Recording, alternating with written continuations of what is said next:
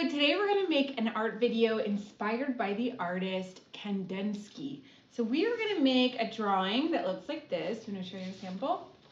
Cool. And so first we're going to get started with our drawing. Then once we get going and start coloring in, Matteo and I are going to talk a little bit about the history of Kandinsky. So Matteo, do you want to tell them some of the supplies they're going to need? We're going to use a ruler. Yeah. Piece of paper, of course. Okay. A paintbrush. Uh-huh. Watercolor. Yes. Sharpie. Right. Pencil. And colored pencils and like Pastels. You really just need yeah. a mix of colors. Okay, and we're also going to need to make some circles. So we forgot to get our circles. We'll be back. And we're back. Hi. And we have our circles now. So yes. I am going to use a compass. If you have a compass, you can get one of these at your local office supply store. I recommend that. They're really fun to work with. But if you don't have one, that's okay too. And we've just got some bowls and random jars, lids, anything around the house you can use to make a circle. So should we get started? Yeah. All right, let's go. We're going to take a look quickly at a couple of paintings by Kandinsky. So the first one is called Circles in a Circle, and this is one of his first big circle paintings. So you can see how we've got like different sizes of circles. What else do you see, Mate? Well, I see like different colors that are going.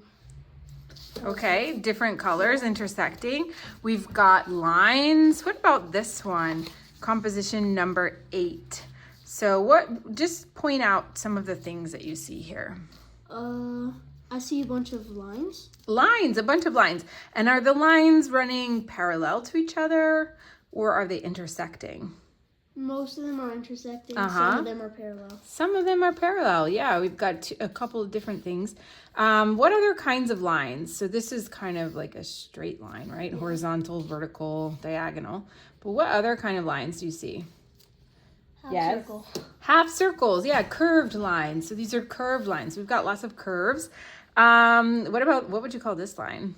Squiggly. A squiggly. Nice squiggles. And then what about the colors? So like here we have, this is actually interesting. We have a yellow circle on top of, a yellow triangle on top of a blue circle. What color is it making?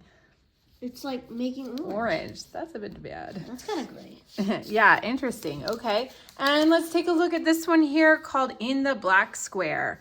So what do you see here? I see kind of like cheetah print. A cheetah print, okay, yeah, like a interesting print here. And then this is kind of like a staircase step. So we're just gonna kind of play with our ruler and our circle makers, and we're gonna intersect lines. We're gonna make triangles, rectangles, all sorts of fun shapes. So today, Matteo and I are gonna start, and we're gonna kind of skip the pencil step unless I'm using a compass, and then we're just gonna go straight on with the Sharpie. So your choice, if you wanna start with a pencil and then outline with Sharpie, that's okay. So I'm gonna start with a few lines. I'm gonna use my ruler and I'm just gonna go in with some lines. All right, so we're gonna go straight in with our ruler, and I'm gonna start maybe at the top here, and I'm just gonna go with a diagonal here, and then I'm gonna do another diagonal kind of there. So that's kind of like my home base. It's like my first step there. And you are welcome to go whichever direction you'd like to go with your lines. I'm gonna do another one that's kind of like across this way. Boom, like that. I think that looks kind of fun. Okay, so, and again, I'm just kind of looking at some of these Kandinsky paintings just to get some ideas. Maybe I'll do another one that's almost parallel, but not quite. Not quite, my dear. Just there. Cool.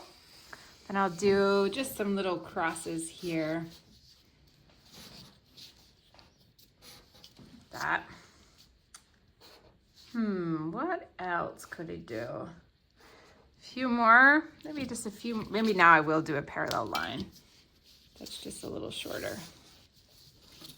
Yeah, Cool. Okay, so now I'm gonna start adding in some circles. So Mateo's got his lids that he's gonna trace, and he's got a big bowl if he wants to make a big circle, but you don't have to, yeah. And I'm gonna use the compass, so you can see two ways of doing it. So the compass, you take the pointy part and you stick it right down, and then you're gonna put your pencil at kind of whatever distance you want your circle to be, like that. And then you gotta keep this point steady, and you just rotate the compass. Okay, and the important part is to keep the center part steady. There you go. There we go, look at my circle. Now, if I want, the thing about these compasses, you can actually take the pencil out, so I probably could just put the Sharpie, I don't know if it'll fit. I don't think it will fit. So, but you could maybe put like a black pin in there if you wanted to go ahead and make a point there. All right, cool. So now I'm gonna do a few more circles, depending on, maybe I'll do a circle in a circle. So I'm gonna make another circle inside there. So what's your vibe there? Okay, cool, you're doing that one too. Yeah. Circle in a circle. All right.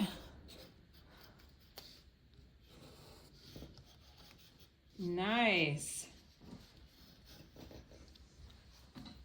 Okay, and cool. Now I think I'll do another circle right here. That kind of go, oops, got that backwards. Right, like that. Maybe I'll make it like kind of big and it'll go off the page. Whoa, whoops a doozies. Going off the page. You can do yours however you want. You don't have to do exactly what I'm doing. Oh yeah, cool. You got the bottom part of that. That also works, go for it. So I'm gonna just use my compass here to make some curved lines that are the half circles. I'm gonna go like, just stop, half circle. Whoa. Cool. So you've got some of these lines here, so see how you can incorporate them into something else. Maybe I'll do, let's see, another curved line. Oh boy, it's a little bit hard. Okay, cool, that looks like a bird. It does? Mine, yeah. Oh. I'm gonna do some lines inside. Okay, it does. Very good. Okay, so just keep going through your painting, adding your curves, your circles. Maybe you got a few triangles in the midst of your work. So I'm gonna maybe add a triangle down here. I need to add one of those. Great. Very good. Nice. All right, and let's see, maybe I'm gonna do some like circles that are gonna get smaller and smaller and smaller. There.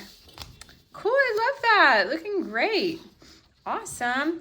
Now we can even add, you can add like a squiggly line, something a little organic somewhere. Something like a little shoopity shoopity shoop. Cool. A couple of those. I think I need some more curved lines here. Just curves. Great. Yeah, got one. I like those little sort of bird lines. And here. Okay, awesome. So I think I'm kind of almost done going through my drawing. What about you? How are you feeling? I think I'm kind of approaching done. Kind of approaching done? Okay. Let's see, I feel like I might need. Nice. I need some circles over here. Yeah, I might need another squiggly here. Wow, looking so fun. Okay. I like you just kind of explore here. One more here. Okay, Awesome. So fun. I love that. Okay, so once we're at this point, we want to start adding some colors. So we're going to do a combination of materials. All right, so we're ready to add some color. So we're going to do today a combination of watercolor, chalk pastels, color pencils, and if you have markers, you could use markers as well. Just remember when you're using multiple types of medium, like if I'm gonna start with some area that I want to be a color that's maybe a big area, and then I need to let it dry a little bit before I start adding colored pencils, because if this is wet, it's not gonna work too well to put colored pencils on top of it. So you can paint this however you want to paint using whatever color schemes you're interested in. But I am just going to start with the watercolor first and kind of get a nice just overall color on my paper. And then once that starts to dry, then I can go in with my pastels and my pencils and I can start adding more colors here and there. All right, so while we do this, Matteo, I want to talk to you a little bit about the painter. His name is Vasily Kandinsky. So Vasily Kandinsky, he was born in 1866, and he was born in Russia. He went to school to be a lawyer. Surprising, right? Yeah. Even he started being a teacher, a law professor. Oh. Yeah, but he didn't really like that. He started, while he was studying and teaching law, he started painting, and he was like, you know what, I really want to be a painter. So then he went to school to study art, and after he did that, he started working on some of his first paintings, which this very first one here that we're going to look at right now on the screen is called The Blue Rider, and that's from 1903. And you can see, this is one of his most famous early paintings here. And you can really see in this painting his influence of that other painter that you might have heard of called Monet.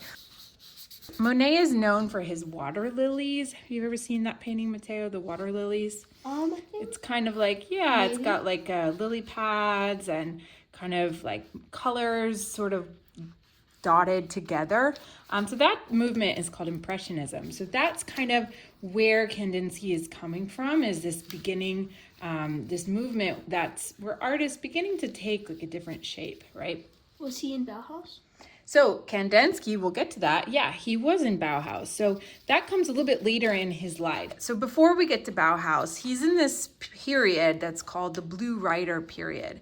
And that's when he's really, and I'm going to put another painting up from 1910 called Landscape with Factory Chimney. And you can see that he's actually starting to look at art in a different way. And he's starting to say that painting doesn't need a particular subject. Like in the Blue Rider, the subject was a blue rider, right? So and same with like Monet's paintings. There's a subject there, right? There's the water lilies, and so even though in Monet's painting it's kind of abstract, but there's still a subject. There's still something to look at. But Kandinsky starts saying, well, you know what? I think that painting doesn't actually need a subject. Just the shapes and the colors themselves can be the focal point of the painting. So that's a pretty new concept. And that's why a lot of people actually consider and they call Kandinsky the father of abstract art. So what do you know about abstract art, Matthew? You basically like there's nothing that like you're trying to draw. You're just basically having fun and going with the flow. Okay, going with the flow. I like that. So that was definitely something that Kandinsky wanted to explore, was the flow of shapes and colors. But he also really loved music. So he liked to think about how music could form his art a little bit. So cool. So then basically we go into his time at the Bauhaus, in which case he starts making all of his circle paintings. So we've got all of his circle paintings where like composition, it's called composition number 8, for example, the one we looked at earlier. And I want to talk to you about this cool thing interesting thing that he did. He made an experiment, and he put 3 shapes in front of people. The shapes were the triangle, the circle, and the square. And he said to them, when you look at these shapes, what colors come to mind? And overall, the consensus was, so that means like overall what most people felt, was that the triangle was yellow, the square was red, and the circle was blue. What do you think about that? Would you agree? Not really. Not really. What color would you put for the circle? I would say red. Yeah? Why would you say red? I guess because of a stop sign, you know, in New York, there's a bunch of stop signs. Yeah, everywhere. So the stop signs are a different shape, but it's also kind of like makes you think about a circle. So Yeah. Interesting. Okay, so I have gotten to a point in my painting where I'm kind of ready to start adding more colors. I think you're getting there too. So what I'm gonna do, I think it's like kind of dry enough, is I'm just gonna start grabbing some pastels, grabbing some color pencils, and wherever I want to add a little more emphasis, then I'm just gonna go in and kind of play with what I've got here. I'm just gonna kind of play with the colors, play with the shapes, and see what comes out of it. So we've learned already that he was born in 1866. He studied law until he became a law professor. And then when he was 30 years old, he decided to leave the law profession and started studying art. Then after that, he went to Germany, then back to Russia, then back to Germany, where he worked at the Bauhaus. And there he really started to work on his circle paintings. And he even wrote a lot of things about art that were pretty influential in the art world. And some people consider him to be the father of abstract art. One other thing that I want to talk about Kandinsky is that he had something called synesthesia. And that is a condition that really exists where one sense, like hearing, for example, triggers another sense, like sight. So, and in the case of Kandinsky, when he saw colors, he would hear music. And same thing, when he heard music, he would see colors. So for him, painting was like a real whole activity, because it was like the music and the sounds, everything was all related and coming out together. So what do you think about that? It's fascinating. Fascinating. Pretty interesting. Okay, cool. So I'm just kind of going through, adding lots of colors, lots of different shapes and shades. And what are you working on there? I'm kind of just coloring like this blank space. Okay, with your color pencil? Yeah. Cool. And I like pastels because you can just kind of rub them with your fingers, and then you can go in and blend the different colors together. Okay, so I'm going to take my darker color and outline some parts where I colored over the outline. All right, interesting. So just keep working through your painting, and we'll probably speed this up a little bit and see what you come up with in the end.